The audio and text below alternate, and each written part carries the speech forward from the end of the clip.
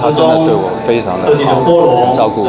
因为我记得他一直跟我讲，我爸爸的戏，我爸爸是自己制作的戏，当导演的戏，10出里面有8、9出都是以他为男主角，所以他就是每次跟我提这，然后他就非常的照顾我，所以今天来这送他最后一程，然后也希望小兰姐就是可以节哀顺变，然后照顾他的身体。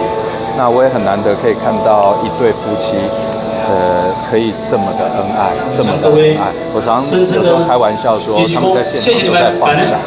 马大哥哈，其实他的一生就是济公好义。说真的，而且对一些新人啊什么都倍加的照顾。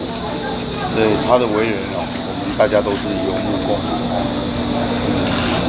真的非常遗憾，非常遗憾。其实也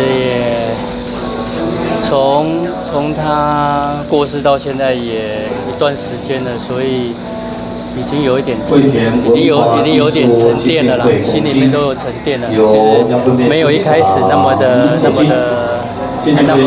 难过这样，但是舍不得，当时会有啦，会有，就是其实80岁算很不错的一个年纪，只是那看起来还那么年轻，就觉得有点可惜这样子。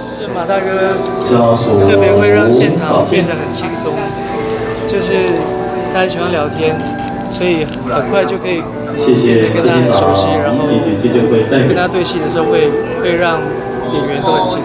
都一直很像一个大哥哥这样照顾我们啊。然后我记得印象比较深刻的时候是那时候冬天我们在阳明山很冷，然后他就是很照顾大家的长辈啊，他都会请小兰姐就是煮油饭啊、麻油鸡来给剧组大家吃啊，然后也希望大家就是工作很顺利啊、愉快这样。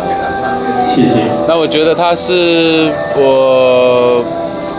因为这几年其实长辈走了蛮多的，心里都还蛮难受的，但是就会觉得，因为马大哥他真的是一个，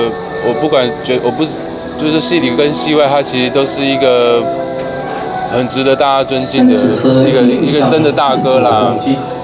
那其实他真的是一个蛮重义气的人，然后我相信大家可以从他平常对大家的态度啊，他也不会大小眼啊，可是看到人都很关心啊。可是真的很多朋友出事的时候，他真的是很帮忙的一个。三鞠躬，家属法器。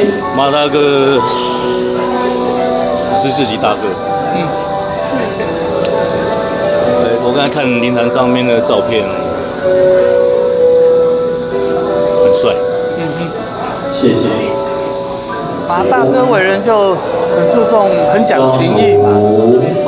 那刚才我们也看了他的生平的回顾的影片，就觉得好像他又健康起来了。他就是那种又生龙活虎。我一直还是印象还是停留在当年我们在录那个过年特别节目的时候，他打了一套拳，我还记得他打了一套拳虎虎生风。然后刚才看到他，我想他也应该是希望大家记得他生龙活虎，硬汉的那个样子。